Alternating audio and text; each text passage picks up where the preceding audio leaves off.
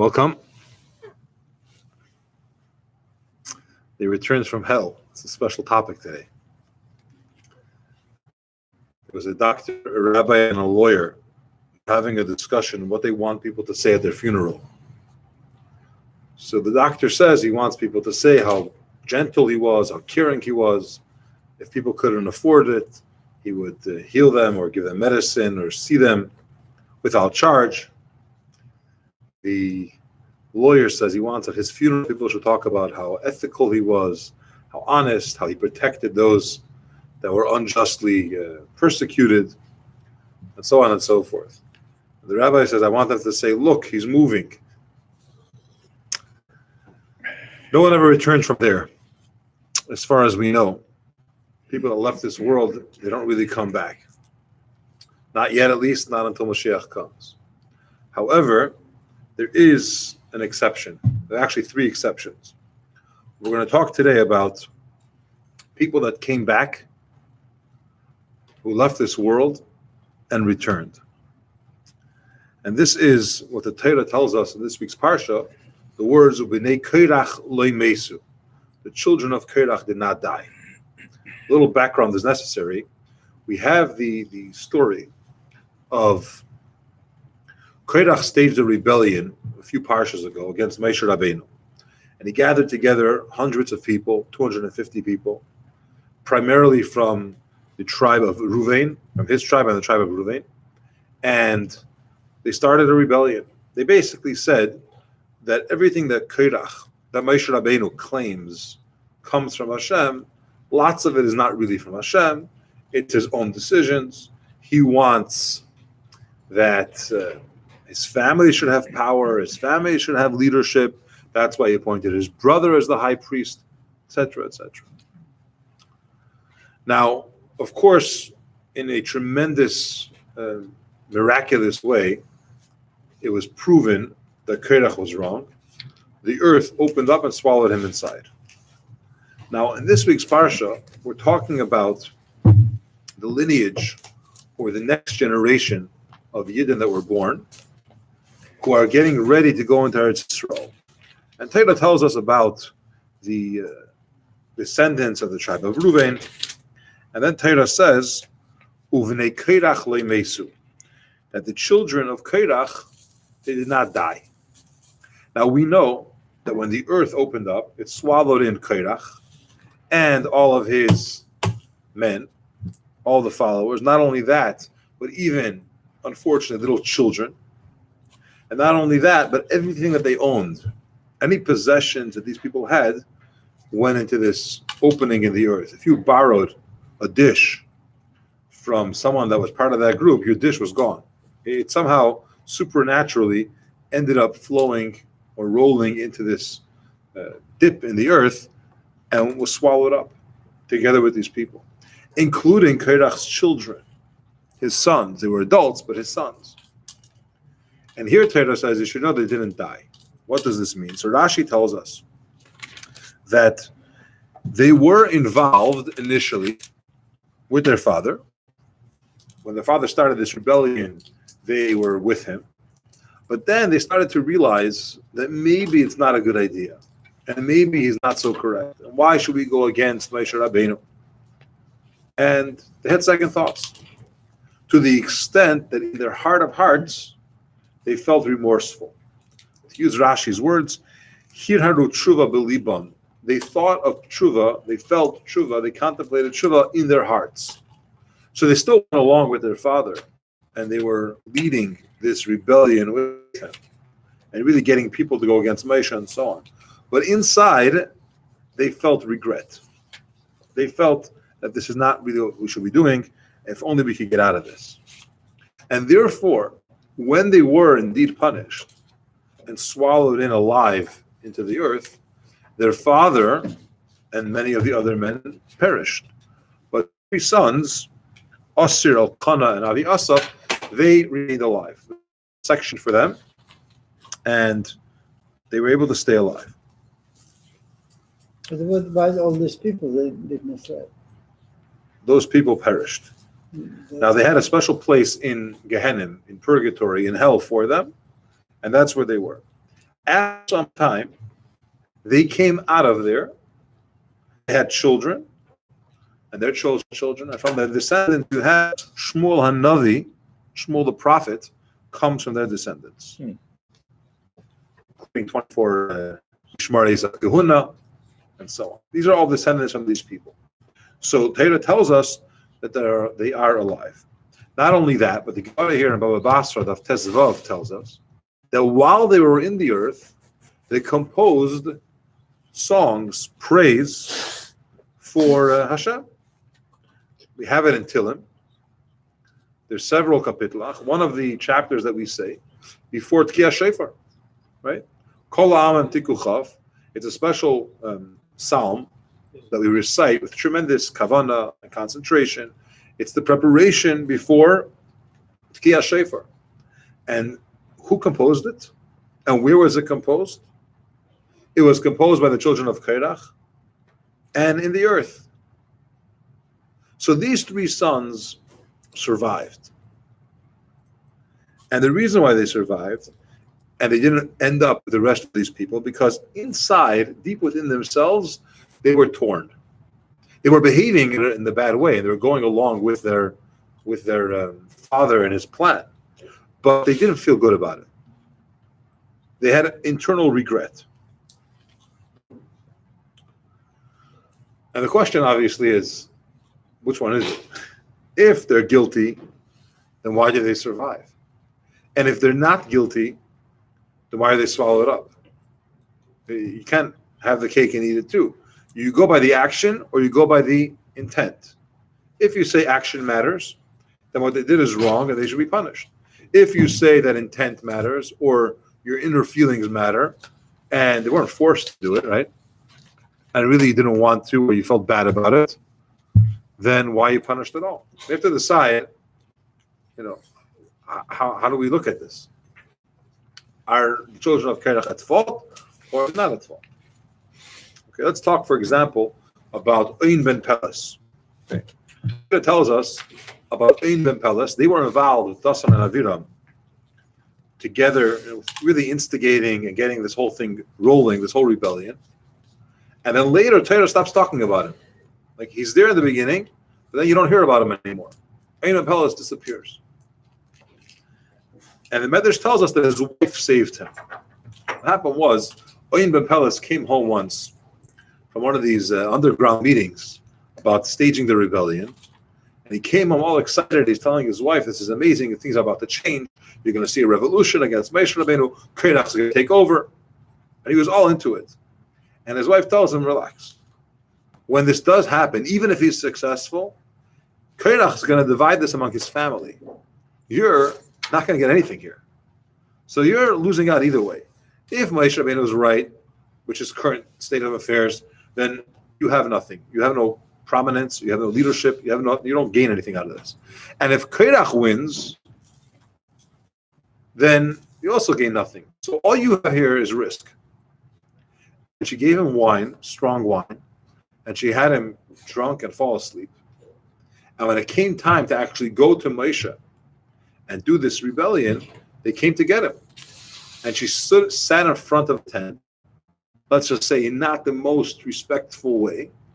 And they were uncomfortable to go inside and start to wake him up and get him, so they just left. So literally his wife saved him. But how do we look at him? We look at him as he did the right thing.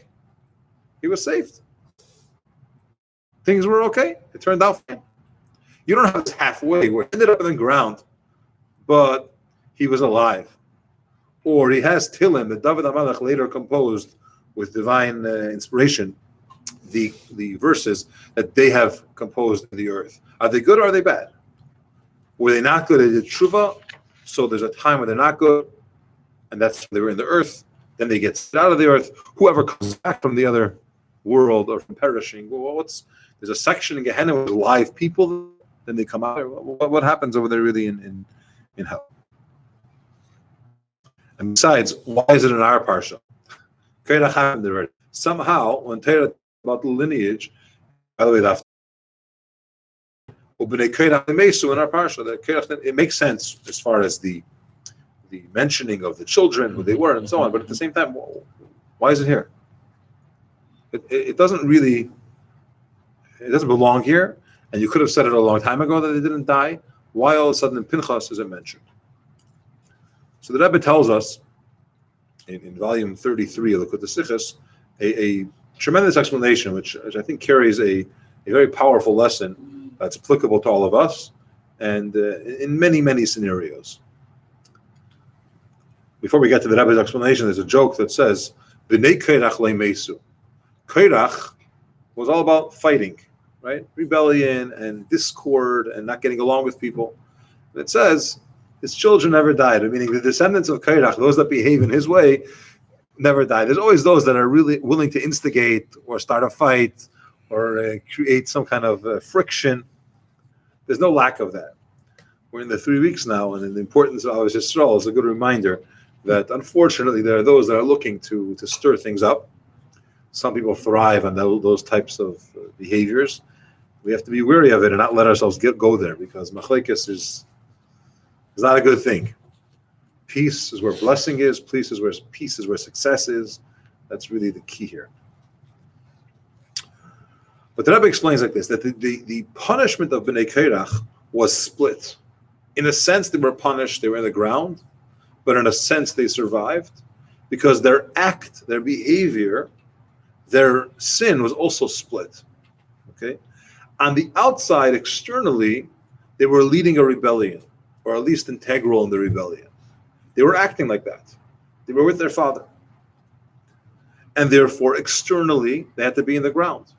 It seemed to Am Yisrael, to the nation of the Jewish people, that these people are swallowed in and they're punished like everyone else. Because on the outside, that's how they behaved. So the perception was, I'm sure it wasn't fun in there, but the perception was that they were swallowed up and get punished like everyone else.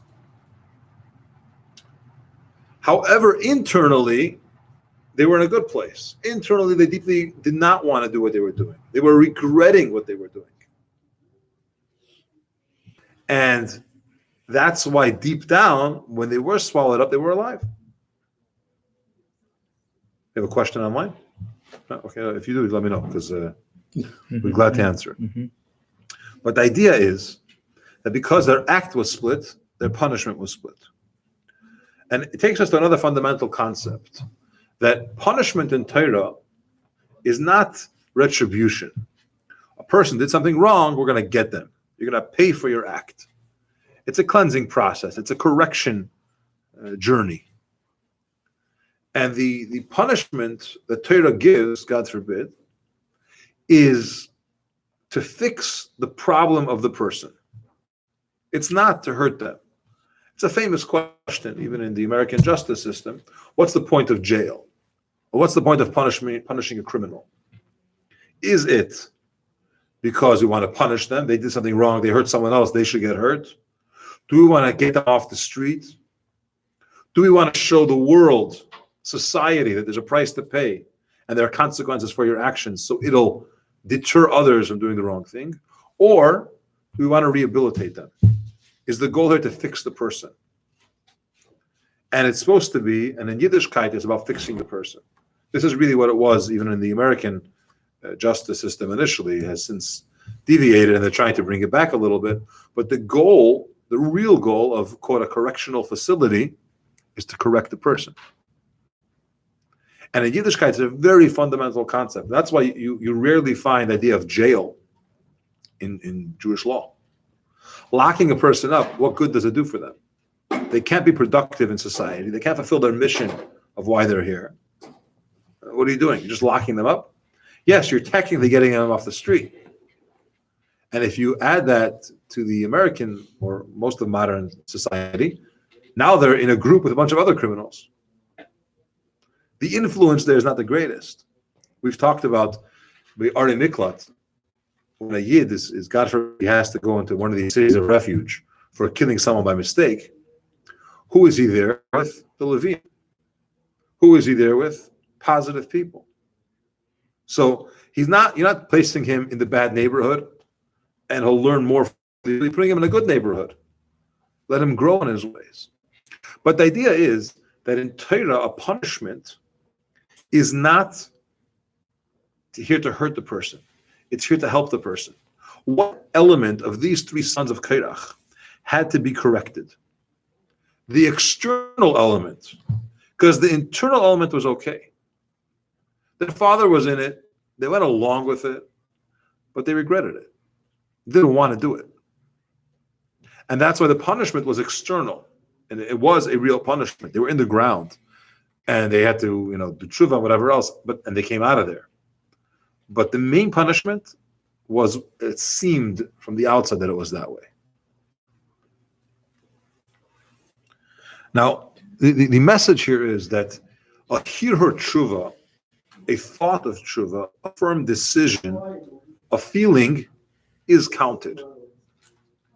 If a person deep down says, I really want to change, and he's sincere, he may not have changed yet, he may still be struggling with the weakness, but because they have that inner desire and they feel it, Hashem considers it real, if it's real, and it's counted as something.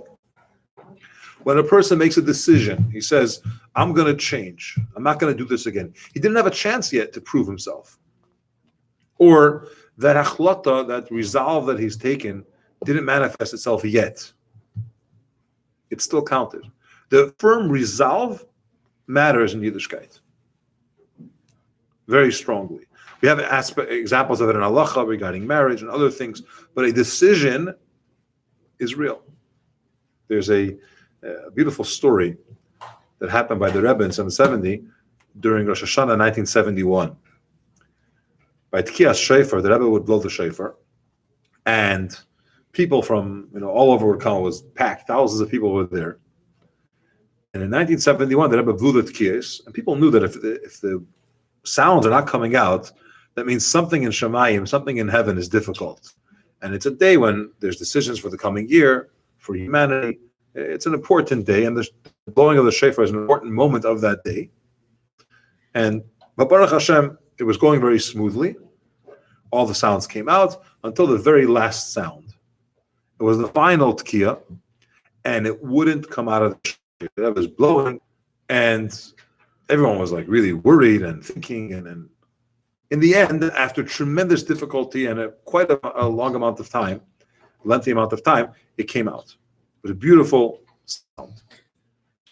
After Yantif, the Rebbe's minig is to give out keshel bracha, to pour wine from Havdalah to all those that passed by. Somebody came by, and there was this exchange. The Rebbe said something to him quietly. He said something to the Rebbe quietly first. The Rebbe responded something quietly.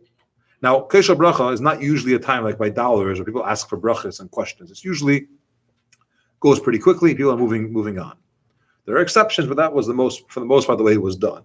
And here he is, and he's looking, speaking to the Rebbe. The Rebbe responds. He responds back. The Rebbe responds back. As he passed by, all of the yeshiva students, the bachrim, literally attacked him. What happened over there? So he said, it's none of your business, but I'll tell you that I'm married for X amount of years. I don't have children. And I passed by Keshel Bracha. I whispered to the Rebbe, I want to bless our children. Rosh Hashanah, the Rebbe whispered back to me, keep the achlot resolve that you've taken during Tkiyah Shofar. By blowing the shofar, you had something in mind. I didn't know what that was referring to, so I said, like what? And the Rebbe said, the Rebbe said, keep your achlata. I said, what? The Rebbe said, during shofar.